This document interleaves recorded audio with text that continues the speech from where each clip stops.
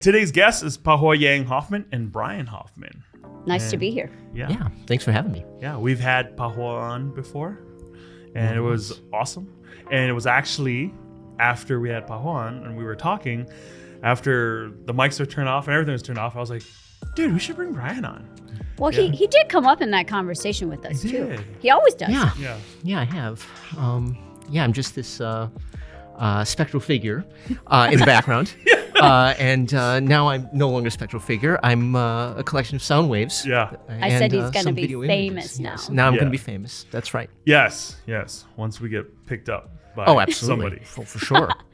So here's the deal. All honesty, cards on the table. So your Instagram handle, is it's not like Brian Hoffman on there, No. And so I remember you would you would like talk to me or you DM me on Instagram. I'm like, who is this dude? And I didn't make that connection that you were Brian. So for a little bit I was like, man, this guy's like super chummy with me, because I've had people who are like super chummy with me, Sure. where they're just like. Today I just bumped into, I actually went to grab a sandwich today and I bumped into this guy. He goes, well, I feel like I watched you on TV, so I feel like I know you. And I'm like, anyways. And so I was like, wow, this guy's like super chummy with me. And then I think you sent an article about Pahoua over and I'm like, wow, this guy like really admires her. And then I'm like, oh crap, In fact, that's I her do. husband. That's quite right. Yeah, So I do admire her. It took me a little while to immensely, like connect those two, Because that would be a little weird. Yeah. And so the reason why, the other, when we were thinking about having guests, I wanted to bring you both on because, you guys been married. How long you guys been married for? 17 years. Yeah. So almost 20 years. Almost 20 years. 20. And we've Been together over 22. 20 years. Oh, yeah. Yeah. So, but it's like on Hmonglish, we always talk about this, like I would say it's like this kind of, we have us like growing up Hmong, growing up here in America, and then that convergence of two cultures to get to the third. And I just thought that a really fun view would be from an outsider's view. Mm-hmm. When Matt and I were talking about, our producer Matt, we were talking about, putting Hmonglish together. Somebody once asked me, hey, so who's this podcast going to be for? And I automatically just said to myself, it's for Hmong people. I don't really care if the outside like listens or not, Mm-hmm. the outside of our community, like it's for Hmong people. Mm-hmm. And that's what I was, really pushing hard towards. And the one thing that hit me was, as I thought about Ryan, I'm like, man, like here's a guy who's been part of this culture for over 20 years, coming as an outsider into this culture where, Pahoua, if we're honest, like our culture sometimes is very exclusive that way. Yeah. We're pretty rough on outsiders. Yeah, sometimes. Absolutely. And especially, and I'm going to be very frank here. Go ahead, please. Especially a Hmong woman marrying somebody outside of the Hmong culture. I mean, there's a lot of pressure on Hmong women to be like, we want you to marry a good Hmong man, have beautiful Hmong babies, and carry, the lineage on. Mm-hmm, mm-hmm. And so it was just like, hey, I want to have a conversation about this, because the more I meet other people, and the more I interact with people who message us, people who talk to us, it's saying, hey, like I'm my partner, I'm either married, I'm dating, or I'm with somebody who's not Hmong, and I feel like I'm outside. Mm-hmm. I feel like we can't be part of the culture. Mm-hmm. And we've had a few of those, and it was kind of eye-opening for me. So just to dig in, like, Brian, how did you guys meet? We're gonna. Are you telling us, or am I telling us? Oh, you both. He's asking you. He's asking me. I lived in Italy throughout, pretty much throughout the 1990s, and when I came back to Minneapolis, I'm from here. I really didn't know many people, but my best friend still lived here, and every Sunday, this was during the first run of The Sopranos. And every Sunday. So 2000. Yeah, 2000. Take us back to 2000. The Sopranos was still in first run. Sorry. Okay. Oh, well, whatever. Okay. Yeah. I'm out of here. You're like, I've had a full life. Yes. I was in 10th grade. Yeah. No, I was in 10th grade anymore. That's for sure. So we would always take out something and then meet at one of our apartments. And for some reason, I went to Lotus, and This that is was the the old Lotus on 31st and Street. Hennepin. No Long longer gone. there. Yeah. Even in fact, the building that's replaced it is going to be torn down. Oh, so wow. that was where CB2 is now. Oh, okay. Yeah. Oh, damn. Yeah, and they're going to tear that down, or completely renovate it anyway. Anyway, CB2's gone.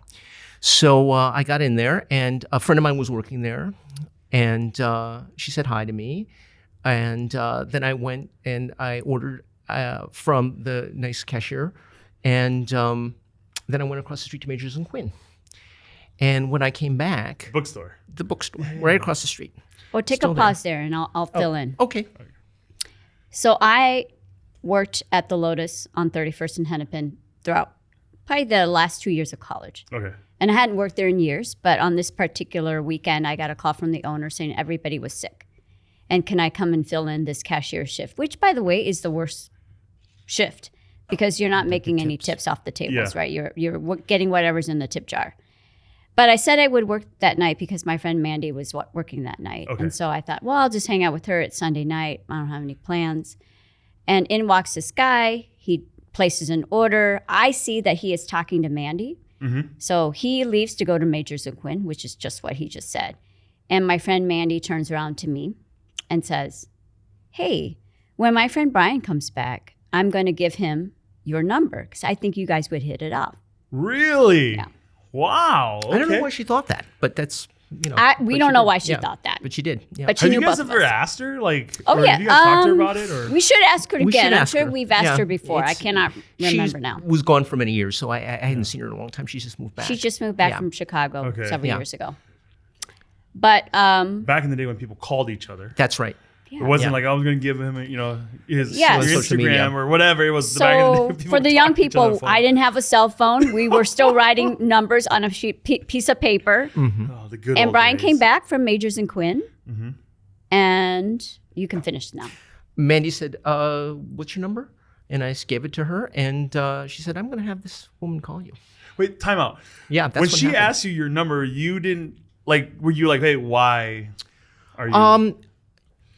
Maybe I asked why first. I can't Okay. even remember. I mean, this is 22 years ago. Yeah. But I don't remember if she said something first or not. I think she probably did. Okay. But so I said, sure, why not? So I gave her my number, and And this guy waves goodbye to me. Yeah. He leaves. You didn't even talk to him? we talked Did very you say like briefly. hi or? I just said know, bye. And yeah. then Brian leaves. And then Mandy gives me this sheet of paper with his number on it, which, by the way, the deal was that I would get, I was going to give my number to Mandy and he was going to have to call me. But now I had to call him. Oh. This is also the time of Swingers, the movie, Yeah, remember that Oh, movie? okay, yeah, where yeah, you have, sure. where in the movie they make a big deal about waiting 3 days. You gotta wait Yeah, 3 yeah, days. yeah. So I They wait had all my these so I rules. wait my 3 days. Oh, you waited 3 days to call? She did. Yes. She did. Wait, so were you okay? Hold on, I'm so interested right now. Yeah, go So ahead. Brian, were you expecting her to call, or like did you I know where think- this number was going? Oh, I think I was. Yeah, I'm sure I was expecting her to call, So you- or at least So thought you she guys just might. said, I don't like, know. Hi to each other. It was just Really hi. it. We It just was- had cashier conversation. It was just because of Mandy. You Yeah. know, I mean, I don't think I would have walked up to her and said, "Here's my number. Call Yeah. me." Okay. But we both trusted Mandy. Yeah. And I Absolutely. think she said you've got to call him. 'cause So the I- moral of the story is find a good friend you trust Absolutely. and just do what they say. that's right? always Absolutely. the case. Yes. yeah. So Mandy said, well, I said, I don't really want to call this guy because you were supposed to give him my number. But she said, no, you have to call him. He's a nice guy. So I wait the 3 days. I Were called you him. anticipating, Brian? He probably I'm sorry, forgot. I I can't mean, he remember. probably just. He's like, I Yeah. don't know. I remember the was- order though. The order. I remember where I what I was, ordered. and I remember where I was when she called me. Okay. So it was Halloween. I called you on Halloween 2000. That's On right. the landline, right? No, I had a cell phone. No, I had a cell- you were one Yep. of the cool kids. He was Yeah. one of the cool kids. I was Yeah. definitely calling on a landline. It was Halloween. I called you, and we made a date for. That was a Tuesday. We made a date for the following Thursday. For that Thursday. That's right. November 2nd. Yep. Oh dang! November 2nd, Where'd you guys go? 2000. First date? So Brian said, meet me at the Cafeto on 22nd. Still there. And Lindell. Okay. It's still there. Yeah. And right next to Baby Zito, in fact. Oh yeah, okay. right That's there, right, there. same building. Yeah, yeah. So I come into this coffee shop. He's reading this giant book. Oh, he's trying to flex a little bit. Huh? Well- Maybe. I can't remember. Maybe was called The possibly, yes. Dictionary? Yeah, it was called, no, it's not called The Dictionary. It was Yeah. it was a giant novel, Force Majeure. Force Majeure by Okay. Bruce Wagner. The late So Bruce Wagner. fancy. Bruce Wagner. You're so classy, Yeah. bro. So we was meet fairly there, trashy. and we decided we were going to walk. Brian had made maybe reservations at Giorgio. We walked around the corner. Do you remember to- Giorgio? Probably you. I don't even know if you were here when. If you're in 10th grade, you won't Yeah. remember No, Giorgio. I can It's barely been gone for- remember last Anyway, week. we Yeah. had this amazing 4-hour date. Yep. Oh, dang. That's right. Okay, so you guys met at the coffee shop. We sat Did there you- for a while. Okay, and then you went to dinner, right? Correct. Yeah. Okay, so what did you guys order at dinner? I'm just curious about this kind of stuff. Well, Giorgio was an Italian restaurant. Okay. Uh-huh. Or Italian inspired anyway. I do not remember what I ordered. I just remember having 2 glasses of wine, which I rarely do. We both Even have still. 4 glasses of wine is what I meant to say. So, Brian, did you like impress her with your Italian and ordered in Italian? You'd have to ask her No, whether I I don't think impressed he did that. anybody. I think it that wouldn't would've made annoyed sense me. to. No. Yeah, I think not. And the only Italian in there was the actual owner, Yeah. Giorgio. The waiter or waitress, I can't remember, Yeah. was not Italian. So But no, we had a yeah. great conversation. Yeah. The conversation was just fluid. We talked Yeah. about so many things. Curb Your Enthusiasm had just come out. Oh yeah. Second yeah. week. Yeah. We both had seen it. Yeah. There was this really dark comedy movie called Your Friends and Neighbors had just come out at the Okay. Lagoon. Yep. I had also seen it. We had Directed talked by Neil about that. LaBute. Mhm. So, Pahoua, did any of your anybody in your family or any of your like Hmong friends know that you're gonna go on this date with this guy named Brian?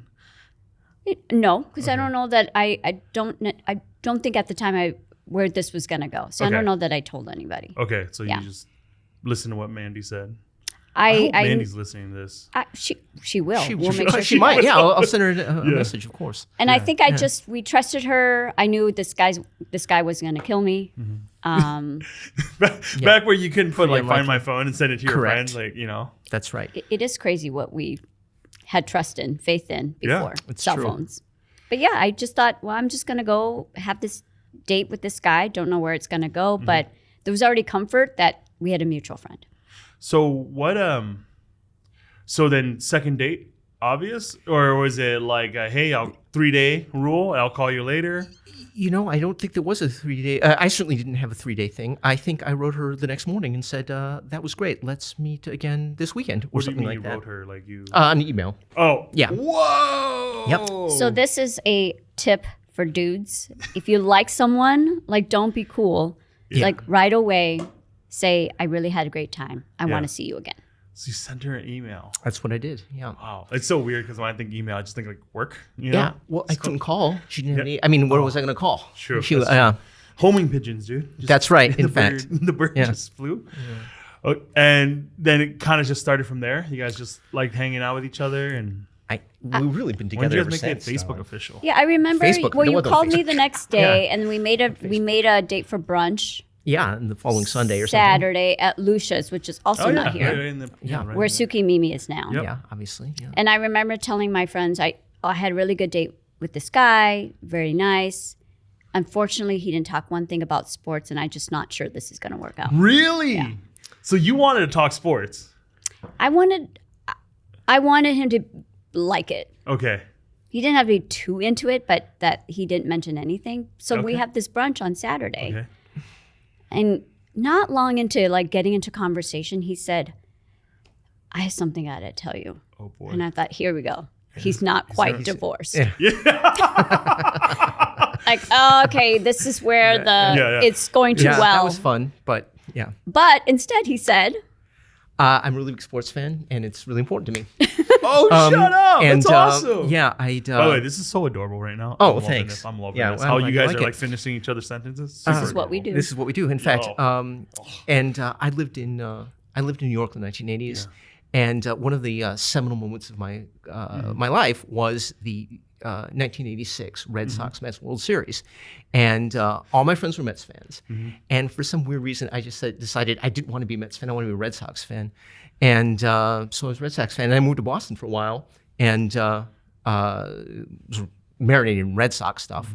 And even though I was in Italy, I still tried to follow it. And when I came back, I said, I'm going to keep following Red. And now I'm going to come back. I'm going to get the MLB package. I'm going to follow Red Sox every day. So this is late November. So the Subway Series had already happened this Yeah, year. we chatted So about it was Mets Yankees. Yeah, there's no baseball yet No baseball anymore. And I was getting ready for, football. This was what was coming up and what I was going to be spending time doing. And so luckily, we both like sports. And so we started watching a lot of football together. But what Brian is saying is, I was already a Twins fan. I was not a And I'm a Red Sox Twins fan, fan. Yeah. But the Twins were not with following. But he at that time. indoctrinated me into the Red Sox Brotherhood, which, So you're a Red Sox fan now? yeah, but those were tough years. From 2000 to 2004, I mean, we were losing Yeah. every... in cruel ways to Yeah, I the know. Yankees. Yeah, It was yeah. awful. Yeah. But in 2004, Red Sox won the championship. And in 2005, we got married. And then we went to Boston for our honeymoon and went to Fenway.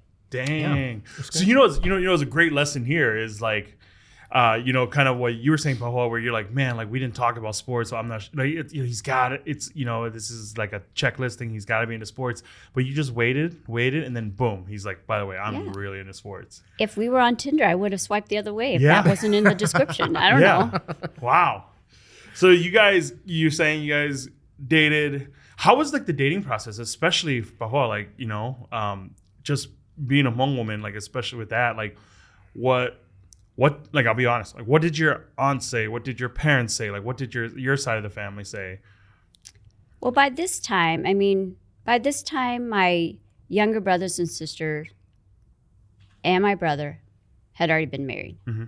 So I was the oldest, but like the last one. Mm-hmm. Yeah. And I think when things started getting serious with Brian, my mom probably was just like, God, anybody at this point. He's like, I just want to win. And I am, in fact, anybody. So that's good. Mom was just like, I just that wanna worked. win. Just someone.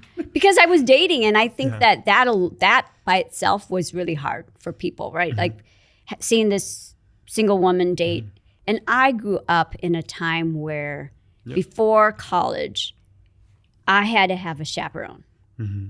While dating. Yeah, I know. Yeah. Like before 18, the thought that you could be out in a restaurant alone with a man who is not your uncle, your brother, not and family, and your parents, God forbid, or your uncle saw you would be so in deep trouble. Explain that a little bit for some of our listeners who aren't Hmong. Like, what do you mean by that? Like, that sounds really weird, doesn't it?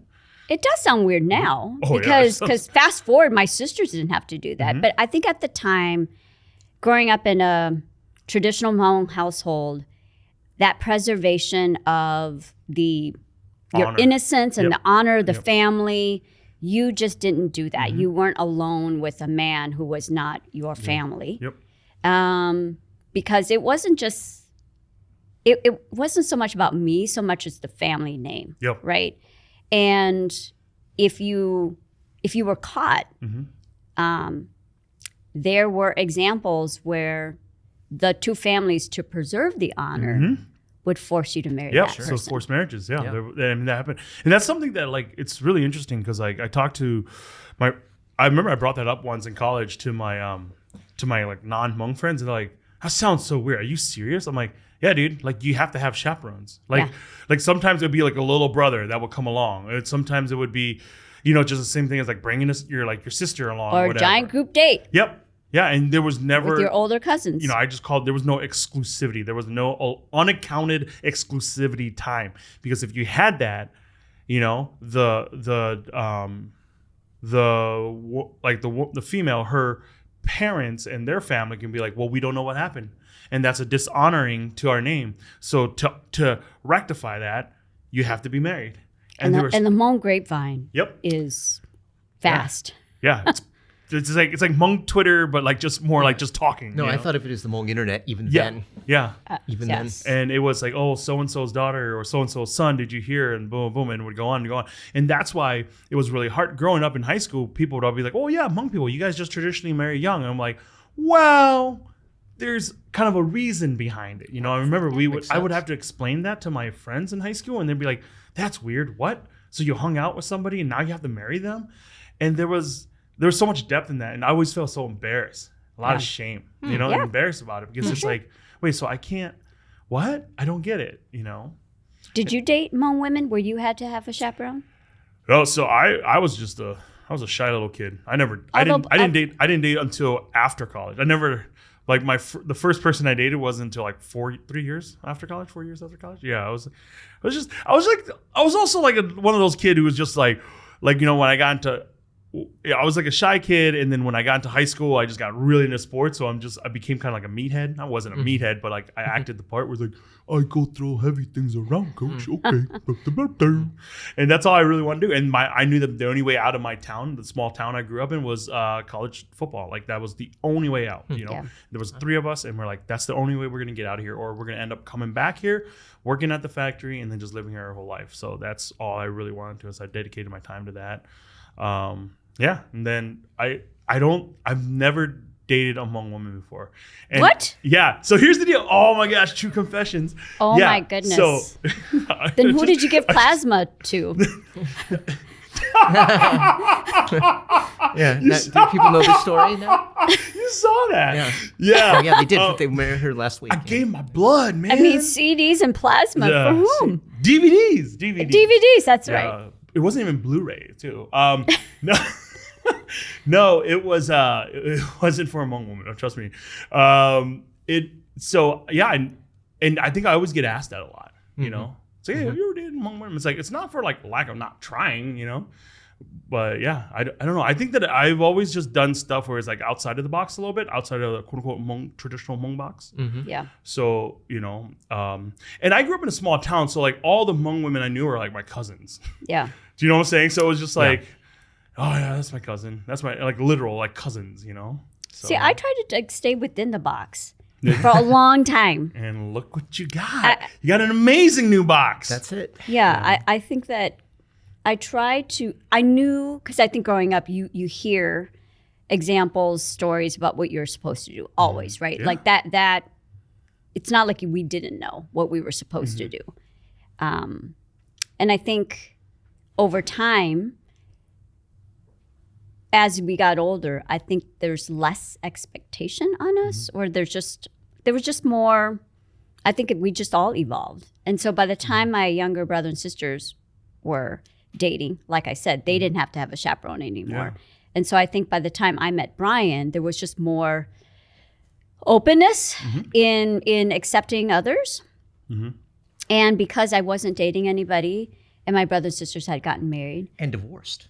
and one of them had already gotten divorced. Yeah. Both of them. Both sisters. Both sisters. Yes. Both sisters have been divorced already. Yeah. My mom said the same thing to me. When we first started, she was like, I want you to really marry a good Hmong woman, as I got older and, dating became a thing. Then eventually they were like, we're looking for if you can just be with someone who loves you and loves us and accepts us. Like it really became from here, and then it switched over to like, regardless, like we want someone to help take care of you, and then they can love and accept us. And I think they say that because that's what they know, right? And so they know that if it's somebody within the community, they will have more access to the other person's family. Yeah. Should anything go wrong, we know how to talk, we know how to negotiate, we know how to fix whatever might happen between the two of you. But if you marry out, we're not sure how that works, right? Yeah. So this combining of families, I think, in Hmong families, while it's not always worked, there was a familiarity to it. And so I think that's what our parents wanted for us, what they were familiar with, even though relationships were still difficult, right? Even married within that community. Yeah, I also think too that our parents and our grandparents came from surviving a war. And it was like it's so crazy for me to think about this when my mom and dad would say during that, like basically think of it as like a big explosion. And it was just like, then everybody regrouped at the camps. And it was like, I didn't find out until later in life that 3 of my uncles weren't technically my uncles. Yeah. Like my grandma was like, no, you're my sons now because your parent died. Your parents died and you're my sons now. Sure. And it was just like, whoa, what? You know, because like everyone just regrouped and they were like, hey, and then this was the way for them to make sure that the families were connected. That's right. That if something happened to you, That's right. like, you know, if you're a Yang and something happened to you, but because of, you We know, will one provide, of the, right? Yeah, one We will of the, continue you know, to like provide. you know, like one of the Yang daughters is married to a Mua son. It's like, well, the Mua family will take care of you. That's right. So I think that survival mentality is also what's behind the wanting the daughters to be honorable, wanting them to be keep that family name, because if you tarnish the name, no one might marry not only you but your family, the other members of your family, and then how will we go on, right? Yeah, because then who's going to take care of it? That's right. You know, and I think that what I've learned about our culture and our, you know, it's actually loving. It is. At the time, it was really restrictive. Yeah, but I think that it's the way that you communicate it and the way that you know, because it's so easy to take it and manipulate it. Yes. And, you know, and be like, oh, it's just a bunch of, you know, controlling da. But it's like, but you got to understand where our parents and grandparents came from. Yes. You got to understand when everything was so, there wasn't a lot. And it was like, this is what we had at the end of the day. That's right. Know? And this is where I think, where I want Brian to talk about, because I don't know that he would have been ready for this, me and Hmong and my community, had it not been for his time abroad. Yeah, talk to us a little bit. I do really think that. When I was living in Italy, of course, you know, a lot of cliches, right? A lot of familism, a lot of in Italy, there's a word. It's called campanilismo. The campanile is the tower, the bell tower of the church. Okay, and it is said that your loyalty is only within the sound of the bell. So each neighborhood is quite distinct. Okay, so many things for Italians are out of their control. You know, the idea, for example, in America, I grew up here. I went away to New York for school. Nobody thought that was weird. In Italy, you would never do that. If you're Roman, you go to the University in Rome. That's the way it is. You have, of course, the idea of bella figura, which is very much kind of what you guys are talking about. You have to show a beautiful face. You have to be right. You have to be polite in a certain way. And of course, the mama is so important. But you know, you just have a lot of obligations. I had a younger friend, and she got a lot of the phrase, "Questo non è un albergo." This isn't a hotel. So you couldn't just stay out all the time. You had to have dinner with the family all the time. Yeah. So okay, that took some getting used to for me, and it also after a while made me think, gee, I'm never really going to be Italian because I don't have family here. And I thought, okay, well, that's Italy. That's kind of what I thought Italy was going to be, and that's what Italy is. And at that time, I was representing an Italian line in the United States, and we also were representing a Taiwanese line that we designed. So I spent a lot of time in Taiwan, later in Hong Kong and China, and then I realized, wow, this is a lot like Italy. Family obligations. China's a little different, but Taiwan is very much like Italy in this way. People say, you know, you see somebody in the corner, they're probably from that corner. For example, the guy in my building, the guy who owned my building was born across the street in the family restaurant. He showed me the table. Chinese people, Taiwanese people did very, very many similar things. And that's when I realized we're the weird ones. Americans are the weird ones. And there's good and bad about that. Garrison Keillor said, never make a mistake in a small town. If you're Hmong, or at least back then, it's a small town. It's just spread out. But that's the way it was in Laos too. There was never geographically contiguous state of the Hmong people. That never happened. There were islands that were connected by holidays, big families, clans, stuff like that. And had I not experienced that in Italy, I think I wouldn't have understood where Pahoua was coming from at all. It's not exactly the same thing, but it's not completely different either. Are there, dude. Everything you said about, you know, Italian families and how, you know, like if you're from that town, you end up being that town. Like, I get that. Yeah. That makes sense. I mean, like, to be completely honest, if you go to any of the rural areas around here, it's like a family is known in that town. Sure. Like, That's right. That's right. Like, for example, if there's a family who owns like a general store, it's like, yep, that's the Johnson store, and 3 generations, and you take it over, and it's not like, oh my gosh, I'm gonna take this over, and it's like, no, like I'm proud of it. You see that in restaurants sometimes, where it's like I'm Sure. 3rd generation, whatever. Absolutely. It's like, or butcher shops and all these. I get that. Yeah. And then that's what resonates within me. It's So funny. going back to that first Yeah. date, I said I'm Hmong, and he's like, "What?" Oh. In fact, I often like to say the first Hmong person I ever met in my life I married. Wow, Because I was born in 1965. makes you like 25, right now? 25? Yeah, about 25. About 25. Yeah. Where would I have met a Hmong person? Sure, Yeah. I grew up here, but the Hmong people my age who came over probably couldn't speak English, weren't in high school with me, nothing like that. And then I left. So when I came back and met Pahoua, of course, everybody asked her the same question, especially then, probably still do. Is that a Hawaiian name? Is that a Yes, Hawaiian name? I Right? do get that. Go ahead, John. What, the Oh, I Hawaiian thought- name? Yeah. No, not the Hawaiian name. So, you were speaking. I've been just dying to know what is the first like Hmong event? I guess if you want to call it Hmong event, whatever that you went with Pahoua to. Well, Oh, I don't don't remember what that is, but Was it like one a thing birthday that was party? struck. Was it like a? It must it have had to be been, a it kind of a was party, some right? family get together. Yeah. Whether it was an extended family Maybe or a Hmong wedding. could be Yeah. Hmong wedding. Yeah. Could be Hmong wedding. This is. I don't necessarily think Gran Torino was a good movie or anything like that. But there's one thing that they got completely right. Yeah. That's the part when Clint Eastwood goes into the first time in the Hmong house Yeah. and he smells it and he's like, "That's Yeah. what I remember that very well." Can I, the only Yeah. critique I have for that, or not the only, Yeah. but one of the critique is like when they go in, like a lot of them eat with chopsticks, and I'm like, Yeah, we don't oh, that's eat right. with Yeah, chopsticks. that's You silly eat with the stuff. spoon. They should have Yeah. just had spoons. Yeah, Yeah. spoons, or a lot of times your hand too. So I'm Yeah. like, I would watch it. I'm like, dude, the chopstick's not real. Yeah. Or like you have this old like 80-year-old guy hanging out with all the young kids down in the basement. I'm like, that doesn't happen too. Like, No, doesn't that does not happen. No, like, I agree. But even again, the- it's movie. It's a TV. movie. Yeah, it's yeah. not even a great movie, Yeah, but yeah. that was right. Yeah. That was Yeah. absolutely right. So it was probably a Hmong wedding or a Hmong funeral. Yep. And Brian was amazed at the food. Yeah.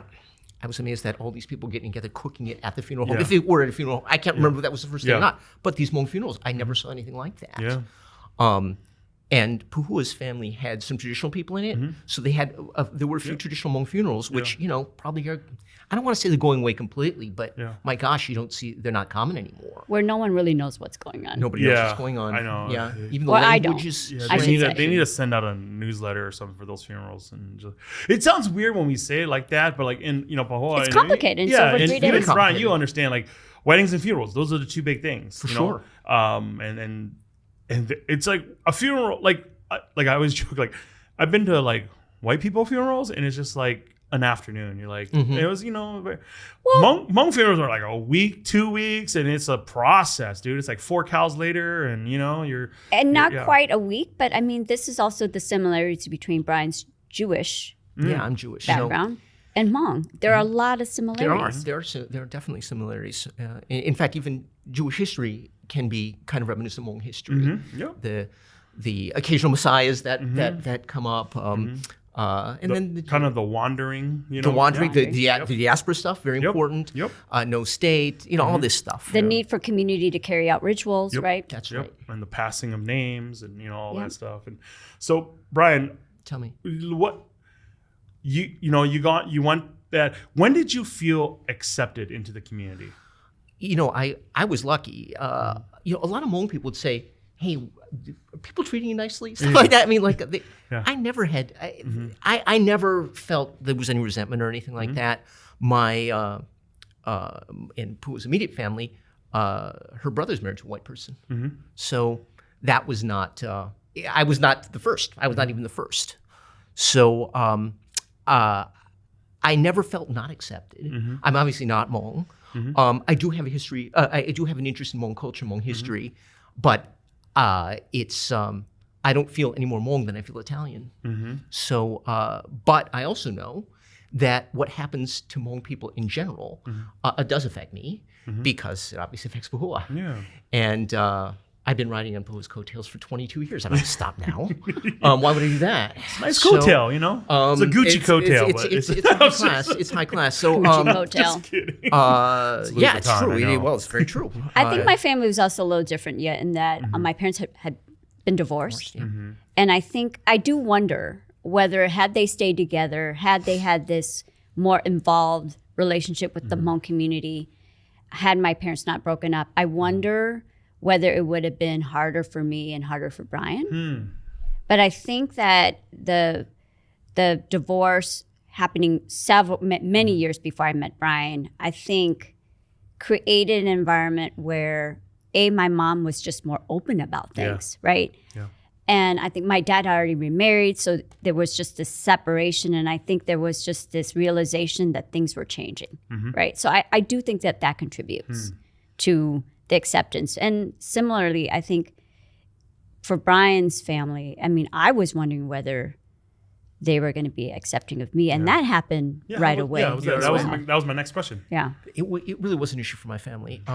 For one thing, I'm Jewish, but we never really had a very strong connection to Jewish culture. My father's an only child. My mother had a brother who never lived in Minneapolis, really. So there was not the expectations that there were of a lot of Jewish people. And now, of course, even in the last 30 years, there's so much Jewish intermarriage. It's just not, it's mostly not an issue. If you're religious, of course it's an issue. Yeah. But, I have one crazy Hasidic cousin. And he was very nice. He was super nice to Very nice. Pahoua. Yeah, He yeah. was super nice to Pahoua. I was surprised. Yeah. But I never, that was really never an issue. I don't think. Darling, to you? Or they never told us. They never said anything. Right. I'm sure that there were people in the older generation that, but, I had maybe a grandfather who was maybe not so accepting, but everybody said, we like her. We don't care about you. So it was not an issue, really.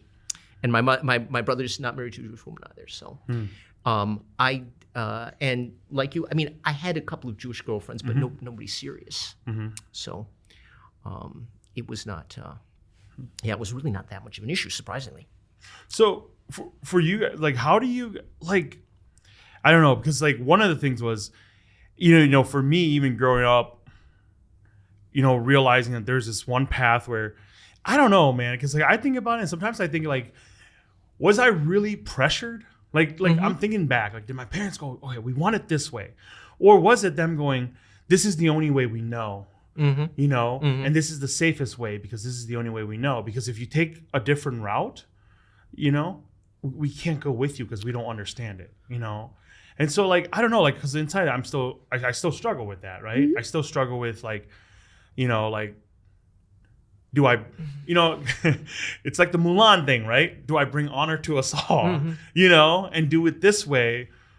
Or do I say, hey, I follow my heart? Because like, that's a struggle for me every day. Like, and I'm not trying to be over dramatic. Every day, that's a struggle for me, because I've said this before and I've been really open about it. It's like, man, I feel like I'm about my family. I'm about bringing honor to them. I know the sacrifices that my mom and dad have done, and I know all of that. Absolutely.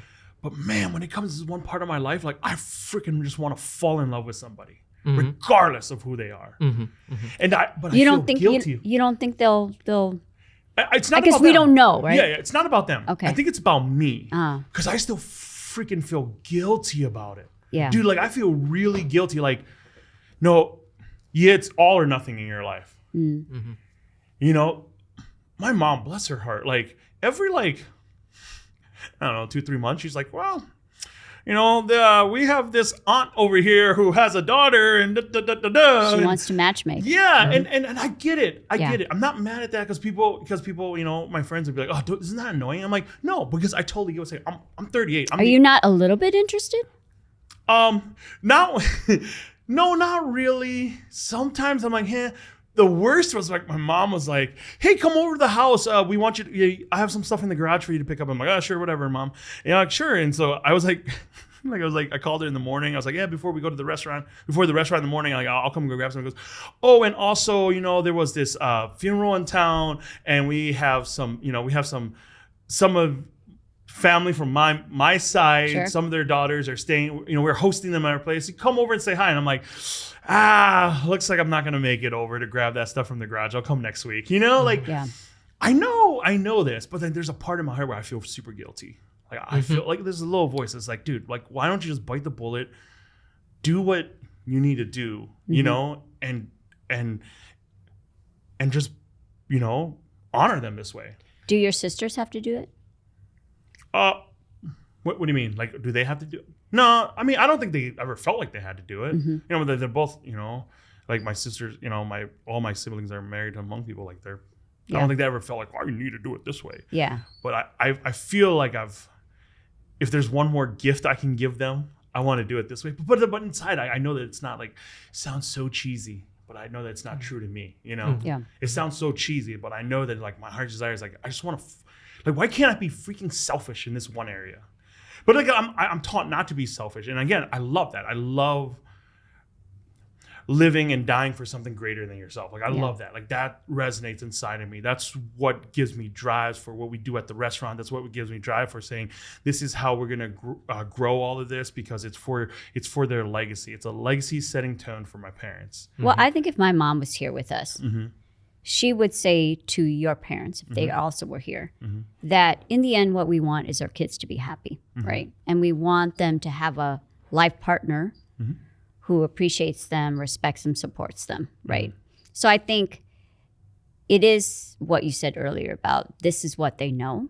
So they're going to tell you what they know because, and we talked about this in a previous show, it's hard for our parents to tell us they love us. So it's through these, here's what we would like for you, here's what we would want for you. That's their way of showing love, right? So I think if you, in the end, you should do, I think, what is right for you. And I think ultimately they'll support you as, I mean, two people who... I don't doubt that they'll support me. Yeah. Because everything I've done... They have, up to this point already. You know, I don't know. Even when I've made mistakes, even when I screwed up, even when I'm like, hey, I'm going to have to like live with you guys for a little bit, you know? Yeah. Like, they've always supported me. I just feel like there's just like this inside of me, you know, like this self-guilt inside of me. Do you know what I'm saying? Does that make sense? Like, it's nothing on their part. I don't think it is at all. It's you. I know it's me, but I don't know. Because I've always been like, okay, listen to you. It's like, listen to your heart, do what, you know. But then I feel like my heart sometimes struggles. Like, there's that pull from it, you know. It's interesting because there are two famous guilt cultures in the United States. Yeah. Right? One is Jewish guilt and one is Catholic guilt. Okay? There's probably other guilt too, okay? But these are the ones I'm thinking of. There's Hmong mom guilt. Jewish guilt and Hmong guilt is very similar because Jewish and Hmong guilt are, am I Jewish enough? Am I Hmong enough? Catholic guilt is, have I fulfilled my obligations to God? That's very different. It's very different than that is to say, Hmong and Jewish guilt are very similar in the sense. Yeah. Yeah. Do you, like, for you, Pahoua, like, did you ever feel that pressure? Like, to be Hmong, you have to marry this kind of person, to look like this, to have this kind, because like, again, like, you're a baller. I really admire you and what you, in your career, everything you've done. Like, you're like, you set your sight on something and you go for it. And that's like, even like, you know, a few years ago, just reading up on your career and reading up on what you're doing, like that, you were somebody where I'm like, man, I hope she wants to be my friend one day. You know, I remember I read an article about you and I was like, oh, I want to be her friend, you know? But did you ever feel like that inside to be like... For sure. Growing up, and I like I just told you, I mean, just following the rules, wanting to be the kid that does the right thing, right? Wanting the pressure because of the sacrifices our parents had, the need to always be excelling, right? To be successful was so much pressure. And I think relationship-wise, in my mind, I thought, these are the things that you must do to be a good daughter and a good daughter-in-law. You marry Hmong. Yep. You have kids. And you also somehow have to have this career, but fulfill all your Hmong family obligations. And when I was dating a Hmong guy in a very serious relationship, I thought, this is it, right? Yeah. I'm on this track. And in some ways, it was easier to be with someone who you didn't have to explain why you were doing certain things. Yes. Yeah, so there is a fluidity to that relationship that we didn't have to discuss it. Even if we didn't understand what we had to do, we didn't have to, someone was going to tell us, right? Because we were from that community. And it wasn't that I didn't want to marry a Hmong man. It was that the other piece that I wanted to fulfill was this career that I wanted for myself. So by the time I was ready for marriage, many of the men I was dating were already married, right? So they were on their own track. And it wasn't like Brian was like the second prize. It was just... What are you talking about? He's the only prize. He is the prize. But I think by that point, I was like, okay, well, I was stronger in what I wanted, right? Did I really want kids, right? I wasn't sure. And you cannot not be sure and marry into a Hmong family. It is expected, right? That is a huge disappointment. Yeah. And I wasn't sure after it was around grad school whether that was something I really wanted anymore. And I think that made me... It was harder to stay on that track that I at one time had for myself to make my parents happy. And I also thought to make myself happy, I could go down this route, marry this Hmong man, have these children. But I think as time went on, I just realized that wasn't something I wanted. So I too felt that guilt at that time. Yeah. I no longer feel it today, but certainly back then. Yeah. I always think that I wonder if we were, there was this group that wanted to do something with us, and the guy said like, oh yeah, like we read about what you guys do. You're like the dude, like your thing is like about family, like, and I got really angry when he said that, where he's like, that's like your shtick. Like, do you know what I'm saying? Like, that's your shtick. Like, be all about like Yiddish, of course I understand. It's like, your shtick is like the family thing, where you're doing this all for your family. I remember he said that, and I was a little frustrated. I'm like, whatever, dude.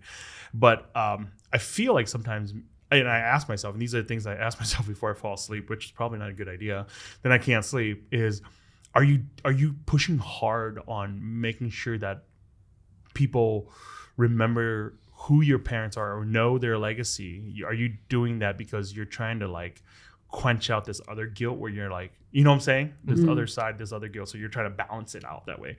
And I know I struggle with that. Even with everything that we do, and people are like, oh, your parents must be really proud. And I'm like, they are. And I think so. But then I think inside, I'm like, I don't think I've done enough yet. So like, to do enough, like, should I follow that path of, marrying a Hmong woman, having Hmong kids, the care? My mom says this, and I know she doesn't mean it in any malice way or any bad way. She's just like, my own dad always says this, and my mom's just like, before your dad and I pass away, we just want to be able to hold and kiss the head of all our grandkids, our grandbabies, Good. like, and then she would like look at me, she was like, all of them, exactly. Like current and maybe future ones, and I totally get what they mean. I get it. I totally get it. But again, when I hear them, I'm just like, oh my gosh, okay, I'll try something, Yeah. But again, I'm like, why can't I be freaking selfish in this one spot? Why can't I just do this because like I want to madly fall in love with someone, and whoever that person is, instead of saying, hey, like, I'll give him this part too, Yeah. I want to do this because I feel so guilty inside, And I think you can, and it's not here yet, right? Or maybe it is here for you. I think once they see that, I hope that they... I feel like this is therapy now with you guys. It does feel a little therapy hey, now. you guys want to listen to my problems? So, I mean, you guys come a long way, and Pahoua, like I'm going to be very honest here and just say this is like like where you were just talking about having kids, right? Because in Hmong families, it's almost it's almost like there's this shame, if you're married and you don't have kids. Like I remember, my aunt, my mom's older sister, she doesn't have any kids, and she was one of the ones who came with my mom over to our kitchen, and over at State Fair, she helped my mom, like, every day they did about 1,000 pounds of sticky rice they made over there, and I remember they were done, and we wrote them a check, and he's like, hey, thank you so much. And my aunt was crying, and she kept crying because she said, I don't have any kids of my own that I can help. I have no children that I can help. I have no children that I can be of service to. And in our culture, and I explained this to some friends who are white, and they're like, oh, that's cute, or like, oh, that's nice. But it's like, no, but you have to understand in our culture, it's like, we don't have social security. You know who your social security is? Children. The kids. Yeah. They'll stay back in the house. Yep. Yeah. And so she, like, my aunt, like, she literally it gets sad when she doesn't have any children that she can help or watch. And so like, she always watches my sister's kids and she helps out here and there. And she loves it. Yeah. She loves being able to come over and watch her kids. She loves to come over and help, in our kitchen, because she'll come in our kitchen. She's in the back washing dishes. She's sweeping things. She's cleaning out the bathroom. I'm always like, Paul, stop. like we pay people for that. She's like, no, I'll do it. Because she wants to be in service to especially help her kids. And I remember she was crying and she said that, and my mom said to her, like, my kids have always been your kids, You've watched every one of them. You've taken care of everyone. You've fed every one of them. They're your kids too. And it hit me. This thing hit me, and it dawned upon me, like how important children is, in our culture. I think I just want to throw that question out. Like, how do you guys maneuver through that, or how do you maneuver through that? Well, I think that for our parents and our aunts, and I think the value of a woman was the family and what she could produce in terms of children. That was the continuing the line. That was growing the team you needed to farm. It was your Social Security, as you say. And so it was the biggest gift that she could give to her community, right? And I think that, I'm guessing your aunt is of a certain age where this was very expected of her, and that she was going to deliver on that promise. I think it's different for me, right? We don't have a farm. We don't need a team. Yeah. And I think that the value of a woman and a value of what we can bring to our own relationship and to my family is different, right? So my providing is different, right? I have, while we don't have children, I also feel I have 20 people on my payroll, because, and that's the must succeed part, right? Yeah. So as I get new positions, it's not just for me. Yeah. I still feel the obligation of needing to fulfill. It might not be through raising children, because that's what we needed at one time, but it is still a very big piece of what I have to do, right? Yeah. So there's a lot of bills that need to be paid that aren't mine, but we do it, right? And that's the piece that I think had Brian not been in Italy, he probably would be like, why are we doing this for your family, right? Yeah. No, and I don't really want to have to explain to you why we need to do it. We just got to do it, right? Here's a funeral. This is the cash we're going to put in this envelope at this funeral. Okay, that's so awesome you say that, because again, if you're married in a Hmong family, you just get that. A wedding, you just get like, here's the cash, boom, you put it down, and there's the dude who takes, down. He's the accountant, he takes down what is put down. Yeah. Yeah. Every cash contribution will be accounted for, right? And so these are the things that over time Brian has understood. I know what I'm getting into, and you have to do this, and now that we're married, we have to do this, right? And I think that if we didn't have this understanding, if Brian wasn't receptive to this, I think this would be a really different conversation we'd have with you today. Or it wouldn't be one, right? Or there would be one. Wouldn't be a conversation. Wouldn't be year 17. That's right. So I think that I hear that story of that woman, and I know that story, right? Because I've heard it in the kitchens growing up, when you're in the other room with the aunts and the moms cleaning and cooking. Those are the stories you heard. Yeah. Some of those mom aunties are so vicious in the things they say. Oh, it's horrifying, and it's like today still. It's like, oh well, she doesn't have kids. Ugh, I don't know about her. Yeah. It's just like your value just dropped because you don't have kids. I even as a Hmong dude in 38, like I get asked all the time. Like, when we do events and whatever, and there are an older Hmong couple there, Hmong, who I would consider uncle or aunt, and they would be like, hey, how are your kids at home? Like, I'd be like, my joke's always like, yeah, I've got kids, I got like 20 of them, but I pay them, and they're on my payroll and whatever, and they kind of, we all kind of laugh about it, but I do feel, as even a dude, I do still feel that where they're like, oh, so like who takes care of your kids when you're gone at the restaurants? And I'm like, about that. Or, my mom's, some of my mom's, cousins will be like, "Oh, like wife yet? Do you need one? We can figure this out for you. You know, and any kids, you know." And I'm just like, "Nah, man, you know." And again, that's kind of the part of that guilt sometimes I carry, you know, even from a dude side too. You know, I feel that. So like Brian, for you, like, when was like, did you just, because you were kind of, you know, you lived abroad for a little bit. You were, you know, even though it was Italy, you were still immersed in a culture that wasn't your own. Correct. Yeah, So that's right. so that helped you transition a little bit more into the Hmong culture, understanding like, hey, this is cross-cultural stuff for you, and how, you know, how Pahoua was talking about how you guys accepted there's these traditional Hmong values and stuff, and you accepted them. Like, was there like an aha moment that you accepted them, or did it just because, oh, this is what we do at weddings, this is what we do at funerals? Like, you know, if they have cousins coming and goes, hey, we're gonna, you know, pull out the couch, or we're gonna Pull out the egg crates. yeah, you know what I'm saying? Like, Well, I will say this. One thing that I think really helped was when Pooh and I first started seeing each other. And it's funny that we go back to The Sopranos on this, because The Sopranos is actually quite important in this way. We used to do something.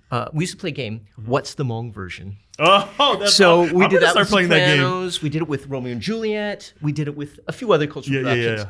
And I'm gonna start playing that game. when Pooh would say, it would make a certain kind of sense, because it was in a cultural framework that I understood from Italy or from just watching television. So I don't think there was one particular aha moment, but I will say, because when I said, I think I just said to Pua, what do you think the Hmong version would be? And she immediately knew. That's when I thought, well, I'm not going to let this person go. So there was a sort of aha moment, because it just made sense, because I could say it and she understood immediately.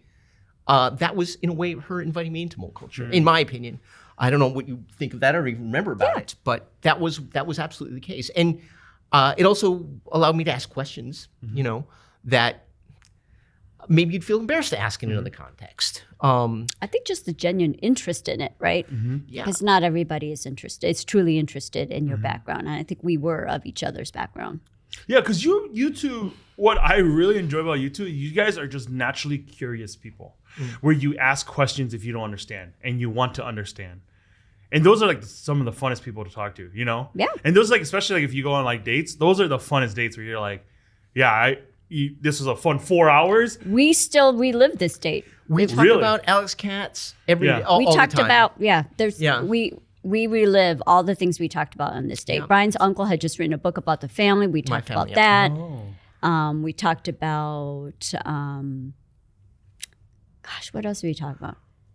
Well, you know, the things that some of the stuff we mentioned, and you can see there's a certain, I don't want to say sameness. There's a certain system of the things we talked about. If I mention Alex Katz and Leo Boot, James Gandolfini, you begin to see a certain cultural matrix in which that makes sense, because they were on the one hand not typical of American or white culture, I would say in general, but at the same time, it's something that people are interested in. Everybody's interested in it. The reason that The Sopranos and Shakespeare work is that people can easily see themselves, their own cultures in these things. It doesn't matter what your cultural matrix as a background, even if you view it as a contrast. But there obviously were a lot of things that Pooh and I had in common that I didn't even, that I still sometimes surprise me or interest me. One thing I do remember at the time was I thought, well, I'm going to go to the library and see what books I can read about Hmong people. Yeah. And the shelf was real narrow. Yeah. It's not as narrow anymore. It isn't as narrow No. anymore. But he did read the 3 books he found. I did. What were your 3 books? Well, one of them was Anne Fadiman's book. And it's kind of interesting that What's you the know, name? okay, well that's Anne self-explanatory. Fadiman is the author of a book called The Spirit Catcher. yeah, You with fall Spirit down. Catcher. Yeah. Which is very much of its time. What she talks about in the late 70s, early 80s, when Leo came over, it's really not true anymore. No. And she also has a certain idea about a certain, I think, Western idea. Not even wrong. It's not even wrong, but. Yeah.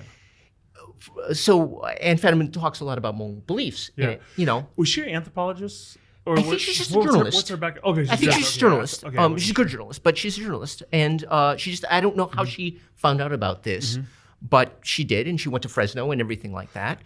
But for example, she'd say, well, Hmong people believe X and Hmong people believe Y. Yeah. So then I would ask my mother-in-law, and she said, I never heard of that. Because it's not, Hmong culture is not like Western culture. And there's no pope, okay? There's no president. There's no Absolutely. central policy thing. Bro, that is the thing where this is why sometimes, like, especially when we do Hmong food, right, and people give us so much pushback on it. Yeah. Because it's like, well, that's not how we are. I know. It's a blend. And it's okay. Yeah. It's okay. Yeah. Yeah, I know what you're saying.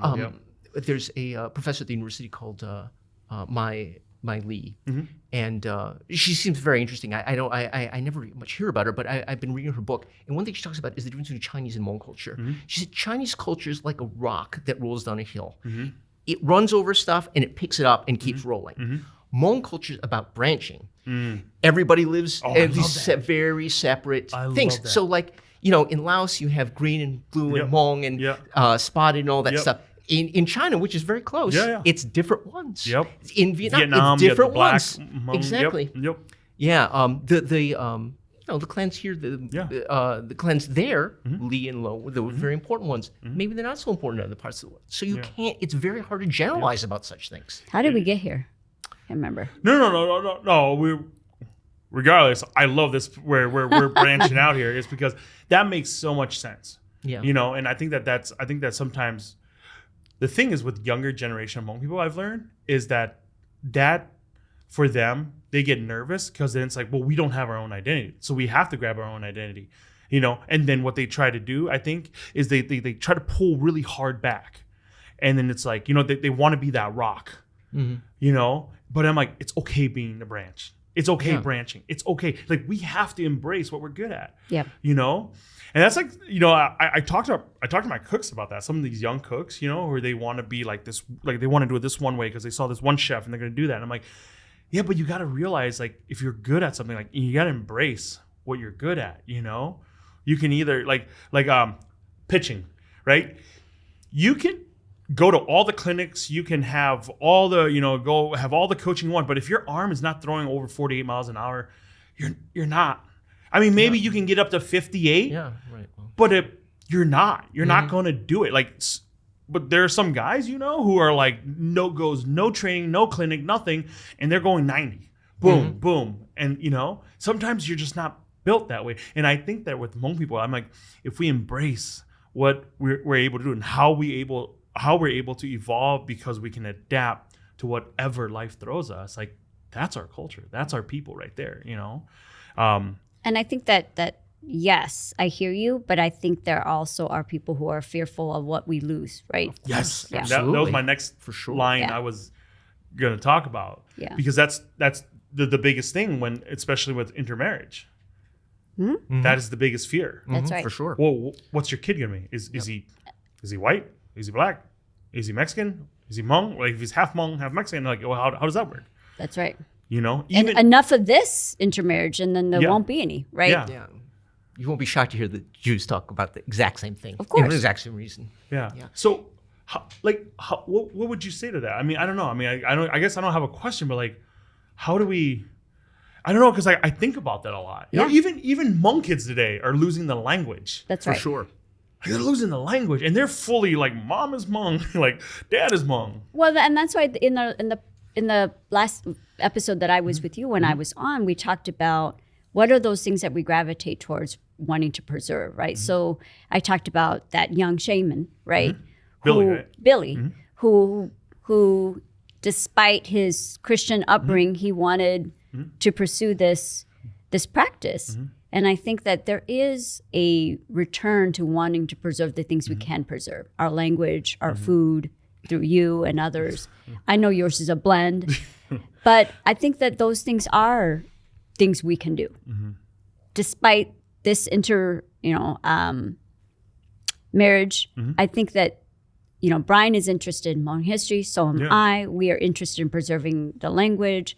I would like to be better at writing it and reading it. It's something I want to do, and we talked about doing that. And I think that you and I, could do that today if we wanted to, right? Moving forward. So I think that there needs to be a commitment to doing that. Yeah, and I also think too is it looks different than when our parents were about how do we preserve our culture or how do we preserve our people or our culture, right? Because again, they come from this place of suffering, pain, and death. Survival. Yeah, it And was. we're not there. Yeah. We don't have to be that. Because of what they've done. Now we have a stepping stone, and we can do it I wouldn't say we do it our way, but we have a different way of doing it. Well, part of why it still needs to be done is it wasn't documented when they were doing it, right? Yes. There's finally like more resources to document. The first time we can literally archive, That's right. document this archive. Like I'm seeing Hmong sentences diagrammed. That has never. Yeah. That didn't happen when I was in college, even, right? Yeah. Or even talking to like Professor Lee Powell and how he broke down like certain Hmong words and goes, okay, That's right. why are they using these words to create this word? And I'm like, oh my gosh, that makes so much sense. For us, that's just the way. Yeah, that was it is. the word you use. But now we know, okay, this word is a classifier, and that's why we build these 3 words together for it to mean this concept, right? Yep. Yeah. And But so- we were never taught those. No. things. And even the idea of like parsing a sentence. Yeah.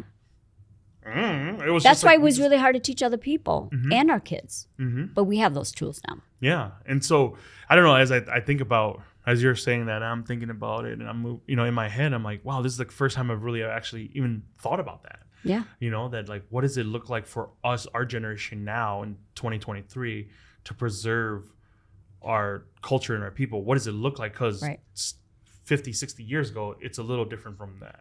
Because before it was just only through our children. Mm-hmm. Now it could be through other means. And I think that's like one of the things we talk about because our parent company is called Hill Tribe, and people are like, oh, that's 2 words. And I'm like, no, we want it as 1 word. Mm-hmm. Like it's just like that unification is like Hill Tribe is 1 word. And if you really break it down and, the Hmong people weren't the only Hill Tribe people in the mountains of Laos. There were many different groups of ethnic people in there. They were just considered the Hill Tribe people. And they were always the people that were like, yeah, they're not going to amount to much. They live in the mountains. They're kind of scavengers, know? And I always tell this to, like, when I go speak at high schools, I always tell this, I'm like, you have to realize that when the U.S. government came into Laos and said, we need fighters, we need troops, they went to those mountains. They found those people because they knew that they were incredible, prolific fighters that never gave up. And I always, my crescendo that I say to the young, especially Hmong high schoolers, I'm like, the blood that pumps through their vein is the same blood that pumps through your vein. So don't let anybody tell you that you can't do something, because let me tell you about your great-great-grandfather, or your grandfather or your father and the wars they fought to get you here. Yeah. And so now we get to do, we get to add on to that. And the reason why we do this is I'll be very honest, in our company, in our restaurant, like, we don't have that many Hmong people, but we have all kinds of people, all sorts of people from all backgrounds. And I told them this, and everyone's always like, oh, well, so you have to be Hmong to work here? I'm like, no, not at all. Yeah. Man, we get to create our own tribe. We get to create our own group. We get to create a place where a lot of cooks, and especially from restaurants, and you guys understand this, is like, these are the people, most of these people are the people where most people are like, oh, you're not kind of, it's cool, like, you go cook and whatever. There's not a lot of hope in some of these people, but one of the things I love doing is being able to grab these people and say, hey, look, like, come stick with us. Yeah. Like, we can build something together here. And that's why for us, it's very important to, like, that we're called Hill Tribe. Yeah. So, like, that's, I guess, like, just talking right now, that's like one of the realization that's like sinking onto me right now. I'm like, oh, 50, 60 years ago, this is how we keep our people going. This is how we keep our culture going. Fast forward that, it's changed a little bit, but we're still doing the same thing that our parents and grandparents are doing 50, 60 years ago. In some ways. Yeah. Yeah, absolutely. It's I must say there's a big difference between Laos and here. Mm-hmm. I mean, your grandparents. Have you been back, by the way? Have you been back? I'm going in April. Oh man, We're filming love a it. show out there. That's Oh, that'd be awesome. fantastic. Yeah, it's so interesting. Yeah, it's we're filming this project out there, and they're gonna take me to the mountains area and go to different Hmong villages and cook with them. We went in 2010. Okay. Yeah, yeah. it was pretty amazing. I'm a little nervous because it's like a long flight. I looked at the flight, like, I'm like, oh my gosh, it's like 2 days of flying basically. Flight's not the issue, my friend.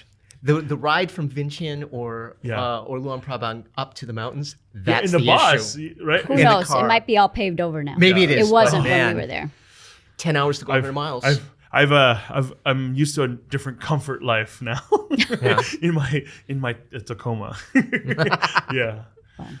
No, but one of the things that I really would love for you guys and to say is like, what if we have people who are listening that are saying, hey, like I feel like I have a partner, I'm with somebody who's not from the Hmong culture or not from the community, and I feel bad and guilty. Like, what are things that you guys want to say to them? What are things where you guys can kind of speak into them? Let's kind of put you guys on the spot. Wow. I obviously, if this is a real issue in your relationship, your relationship's gonna be hard. Yeah, it's gonna be really, really hard because one thing that we talk about in the United States, and in some sense it's true. It's kind of what I was talking about before. Well, Joyce said one of his characters in Portrait of the Artist says, history is a nightmare from which we are trying to awake. That's what he talked about in terms of Ireland. And America, in some sense, promises you don't have to. You have awakened from history. You don't have to be with somebody who's like you. You can invent yourself. That's why Great Gatsby is the American novel. But if this is an issue, you shouldn't. You can't force these things. It seems to me. I was real lucky because my experiences. I don't think it was ever terribly hard for me. I was real lucky. I don't know what you think, darling. I think that every relationship can be hard, right? Even if you marry within your own culture, it can be hard. And Just relationship we've in general. seen some really tragic stories, even within the last year or two of just really tragic stories of Hmong people married to each other, maybe too young, children. It can be stressful. So any relationship is stressful and it can be hard. I think that what two people have to get right is do our values align? I think if Brian said, I really don't, if he had signaled family wasn't important to him, that probably wouldn't have worked out. But as it is right now, Brian sees my mom more often than I do because they work out of the same building, right? So he's got eyes on her 5 days a week, 6 days a week. Maybe that was your mom's plan the whole time. And I could to keep do over all Brian. the things that I can do because Brian is actually keeping it down at home.